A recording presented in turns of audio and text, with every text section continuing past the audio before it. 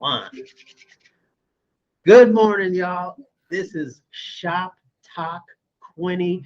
I am your host, Joshua Edwards, and I am super excited today. I have a special guest with me. Her name is Theresa, and I'm just going to jump right in. Theresa, give us the 411, who you are, where you're from, what you do. Yeah, so I'm gonna try to give you the Cliff Notes version because it's a little bit of a long story to how I got from where I was to where I am now. But I was actually born and raised here in Trenton. Got a lot of family here. I actually have like a great grandfather who's got a road named after him in Frankfurt. So lots of family history here locally.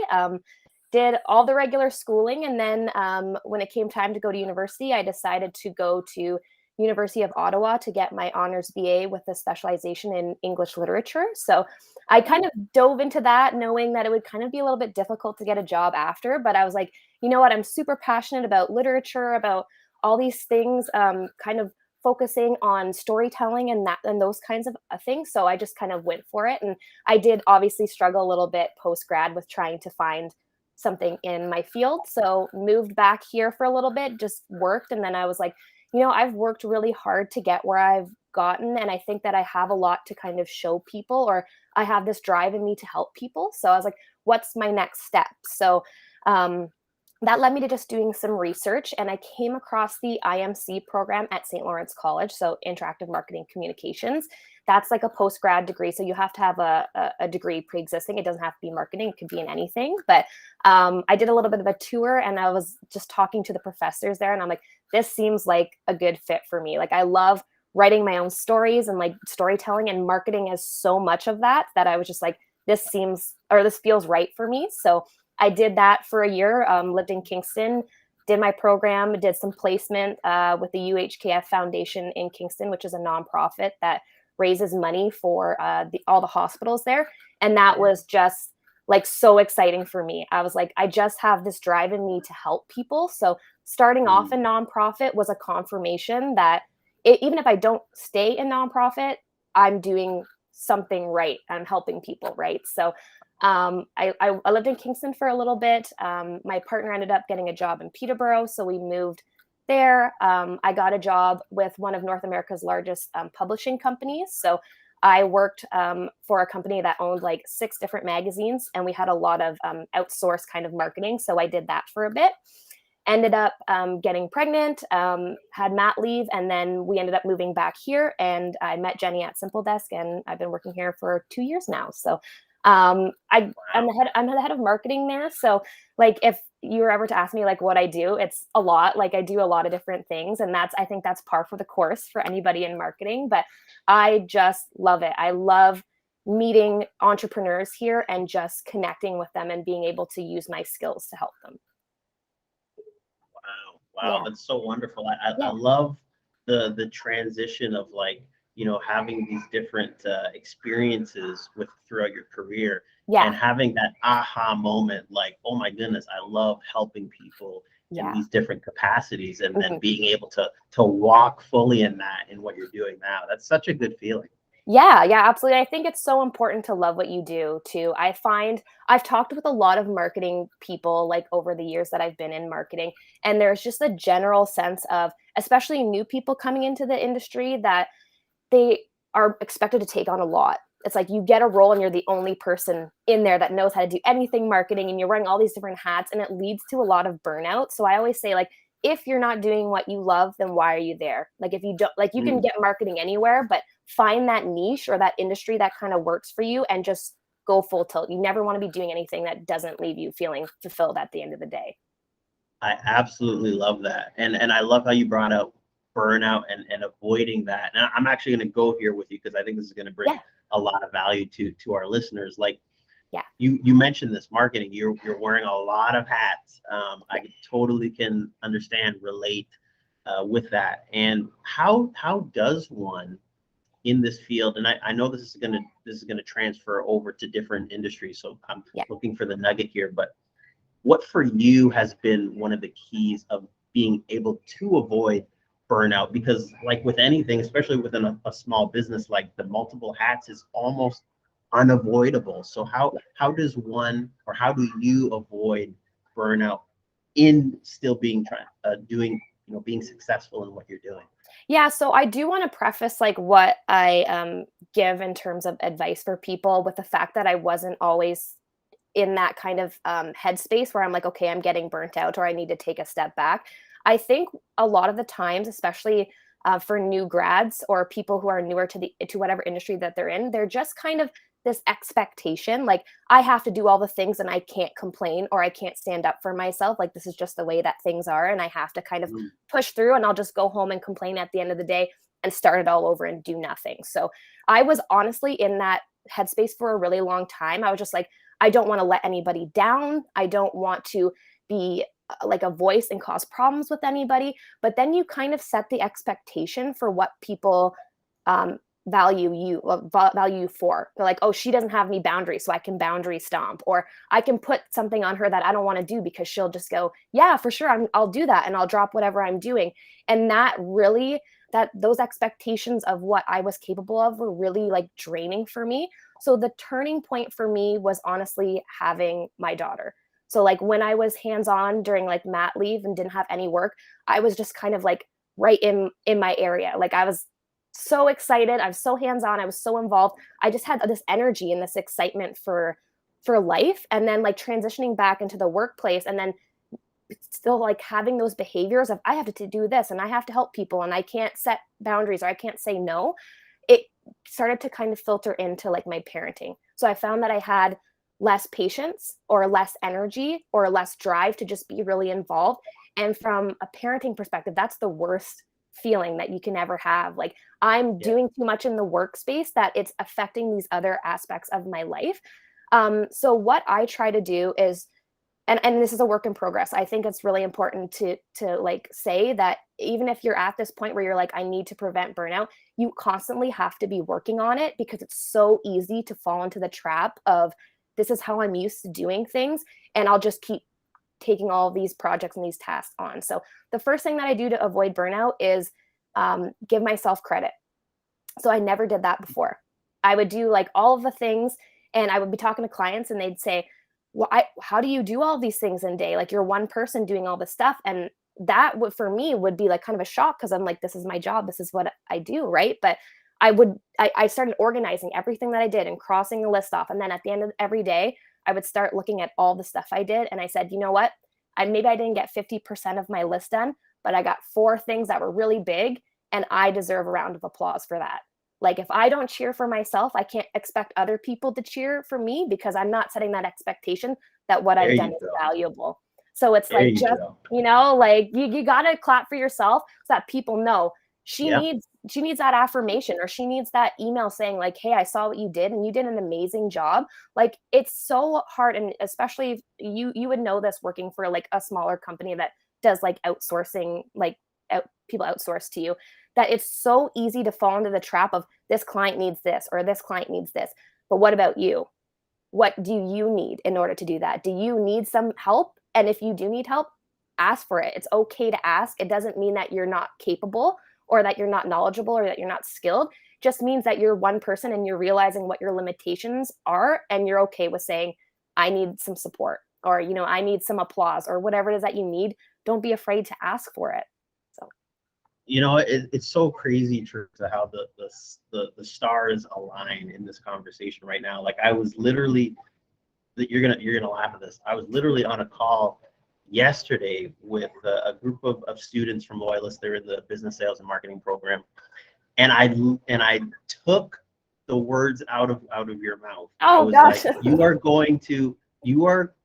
because you are new and because you are fresh.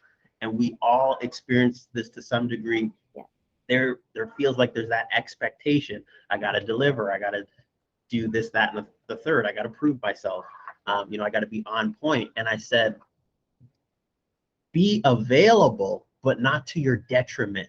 And I said, building these healthy boundaries, especially earlier on, it's a lot harder to do. In fact, that's why we tend to learn it later. Because then we do have all the responsibility, but we also have the confidence and experience behind what we're doing. And then we can kind of take a step back and say, wait a second, I need to be able to, this isn't sustainable if I keep going this way. So Yes. it was exactly what I touched on with the students at Loyalist. So I love to hear the journey and the real life experience that you had having your daughter, and then that Yeah. kind of creating that framework of like, oh, I need to take a step and look at this. How much liberty, if you can elaborate, has that like given you in what you do today?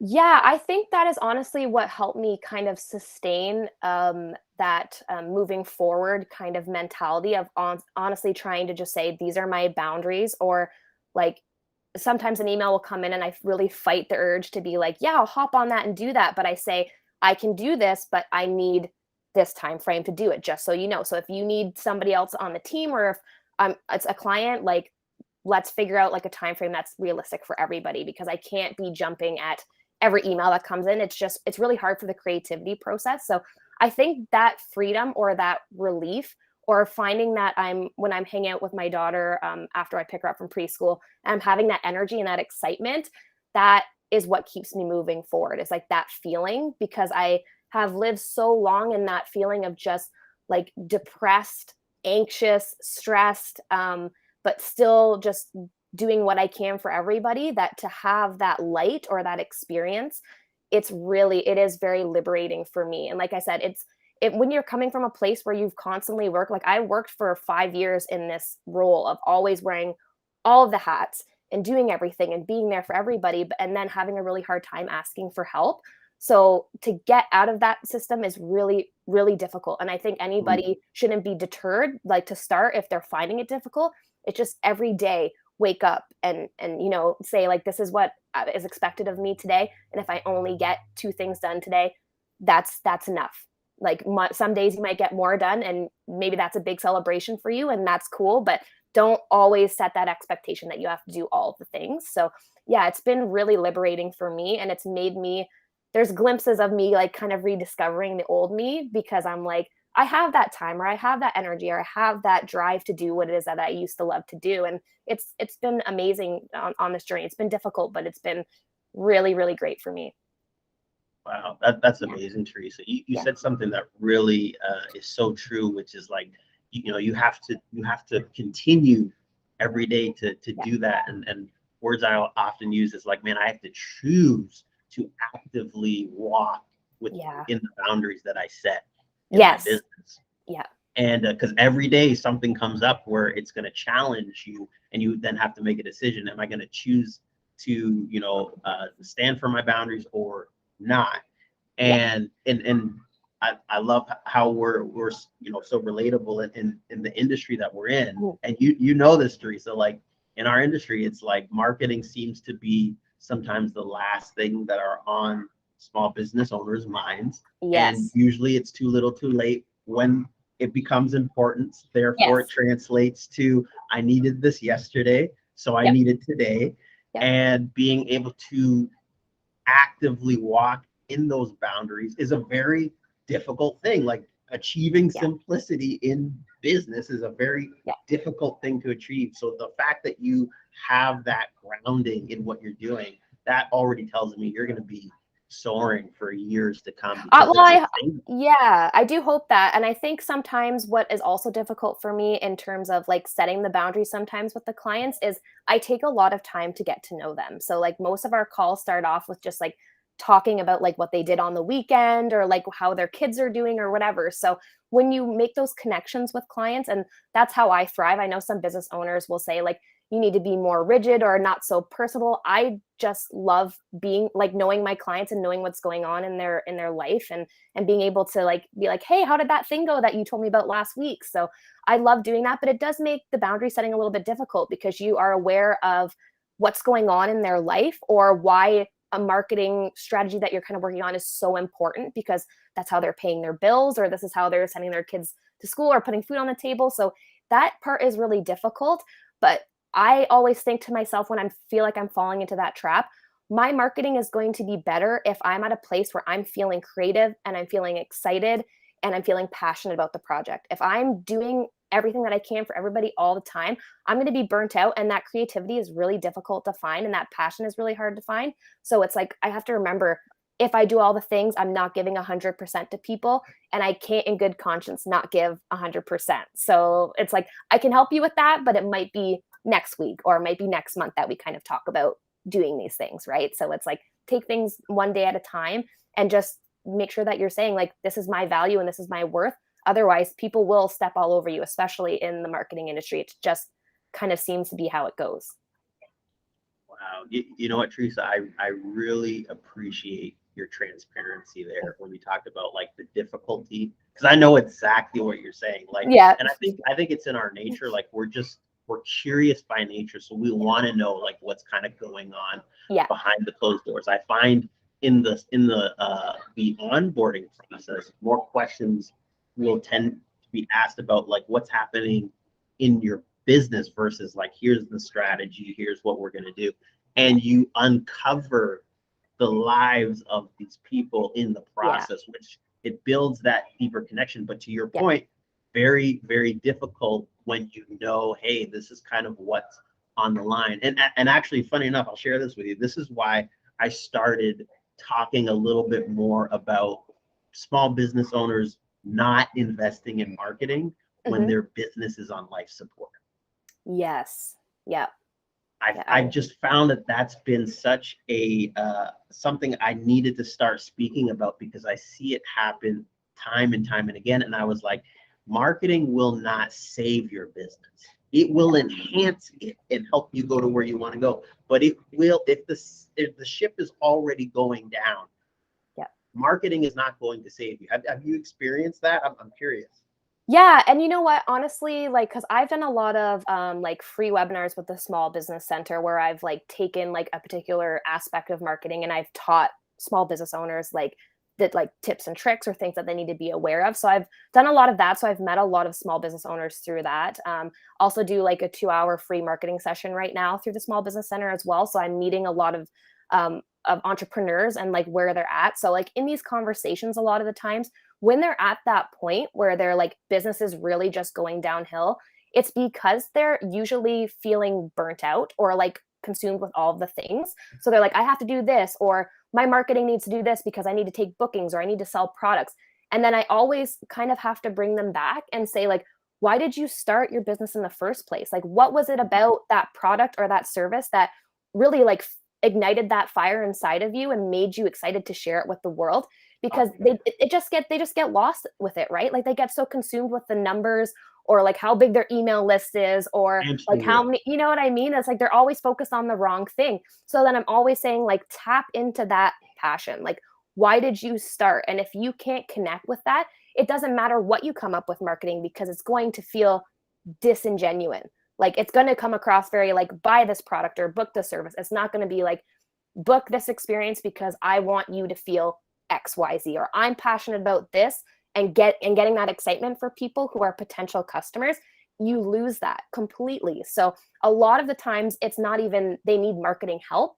It's they need a step back for some kind of clarity about, okay, where is this going? Is this model sustainable? If I can fix it, what does that look like? And oftentimes it's not even the marketing piece. It's just wrapping their brain, you know, like I just want people to be, it's like, it's so hard to work with entrepreneurs that are at that point where they're just like, I'm trying to do this. And I'm like, I want to help you, but you need to tap into your why. Like if you don't tap into that, I can't help you, right? Like I can do stuff, but I need to know what your why is, and I need to feel that so that I can be like, yeah, this is what we're going to do if we're going to go forward with marketing. It's so true. Like you hit the nail right on the head. I remember I was having a conversation with a young lady in business, and she was like, I want to run ads. And I was just like, okay, great. And we started talking about her business. Yeah. And then along the lines, I found out, oh, she's at capacity right now, meaning she's booked 2, 3, 4 months out. She can't take on any more clients at this point in time, or she will die. Yep. And I was like, no, you don't need ads. You need to think about investing in a new hire, a contractor, a building, something, you know what I mean? And I love, and by the way, it doesn't surprise me at all that you're having these conversations. And I love that you are, because the amount, and that's one of the reasons I want to have you on the show. Like you put out you offer so much free content to the community, and I think that that's great that you're doing that, and it shows the empathy. And that's what you need, I find, in a partner that that is helping you with marketing, like somebody that is empathetic, not just to like the marketing piece, but the business piece as well. And is that something that you learned over time, or what made you pay more attention to that in your career?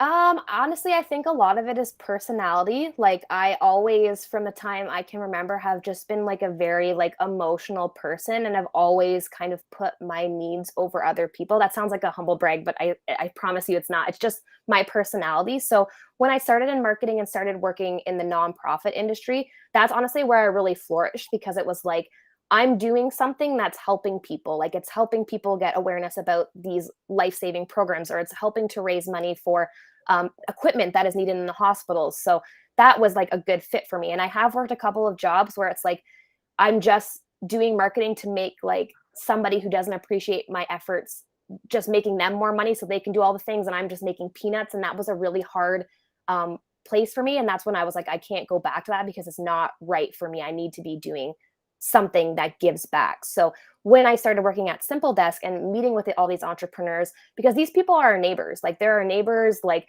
they're family members, they're people in the community. And this is the community that I'm raising my daughter in. And she'll be around their kids, or we'll shop at their stores. So it's really important to get their message out there and support them any way that we can. So that's why I do a lot of the free stuff, like doing those webinars or offering the marketing sessions, because sometimes people just need the clarity because they're so overwhelmed. It's like, how can I just help you? Like, you don't have to pay monthly or ad hoc or anything. You don't have to pay. Like, what can we do in 2 hours that is going to help you get some clarity and understanding about where your business is? And that's just the way that I like to work. Because like I said, I've had bosses say, like, you're talking too much to people, like, stop telling them personal stuff. But I also have to say, like, again, those expectations of, if you email me and ask me for something, like I might have something else on the go. Like I'm married, I have a house, I have a child, like things happen, things come up. So I just like, sometimes I'll say, you know what, like had my furnace go out. I wasn't working for these hours. So sorry, I didn't get back to you. That's just for me, a realization that I'm a human being. You know what I mean? And I respect your time. So please respect mine and know that I'm not always available, but I am more personal. I just love to connect with people. Like I feel like if you take marketing as these people are income, you know what I mean? Like let's just treat them like do the bare minimum. How is your marketing ever going to reflect the passion that they have? Like they're expecting you to be in the driver's seat and pretend like you're them as you're doing whatever marketing efforts that you're doing. So why would you ever treat them as like a separate entity or somebody that you don't want to get to know? Just again makes the marketing very disingenuous. Totally agree. Yeah, I think it's so neat. And building those relationships and being able to like authentically express like what is going on in somebody else's world, the message that they want to get out. Like that stuff is fun for me, and then helping them develop that. I'll ask you this. Sure. What is a piece of advice from your years of wisdom, your experience, that you would share with somebody who is trying to get into the marketing space and doing it in a way where they don't come across like the person that's just trying to, hey, grow your followers on Instagram and pay me like $180 a month, like how does somebody be genuine but then also structure their offering, structure their business in a way where it's going to bear fruit for the people that they help, for them as well? Any advice or perspective that you want to share on that? Yeah, if we're talking about like how to make your marketing like genuine, like if that's what you're asking, I think it's tapping into the heart space. Like honestly, that sounds a little bit corny, but it's 100% true. So like for me, taking the time to get to know people is really just that connection, that relationship with them. So I find marketing so easy when I have that connection with people. Like even if it's not even if it's a product or service that I'm not interested in or doesn't really speak to my demographic, I have like this connection with people that I know how they speak or how they want people to feel or what they want people to experience. So I'm always keeping that kind of in my brain. So for me, it would be if you're a marketing professional or if you're somebody who's just an entrepreneur, just trying to find a foothold in like what you should do marketing wise. It's just never lose, like tap into your heart space, tap into like what it is that drives you or fuels you, and keep that at the forefront of everything. I use this analogy sometimes with people that like, I think sometimes people get really wrapped up in all their marketing or social media needs to be sales. Like I'm doing this post because I need to get a booking, or I need to sell this product. And those are really hard sells if you're not connecting with your audience or not doing the storytelling or building that relationship. So I say those posts where you feel like you're doing nothing, but maybe you have a picture of yourself and you're talking about your story or your passion or giving them a behind the scenes look.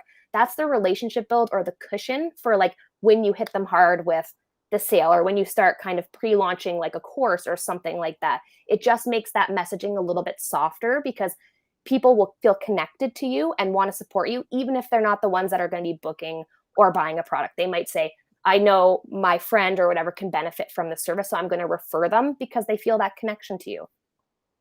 Totally.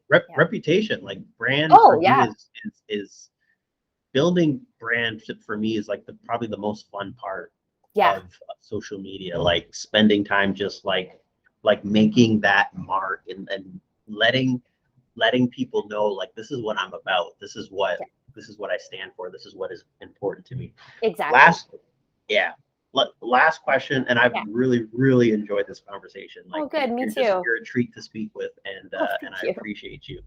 I think this is going to help some people. Biggest misconception about marketing in your years in the industry, what would you say that's been for you that you've seen?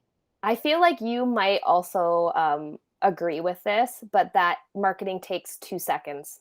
You know what I mean? Like I get a lot of people who are just like, oh, you can just do this landing page in a minute. I'm like, no, like that's not how it works. Like, or they come up with an idea and they're like, I want to launch today.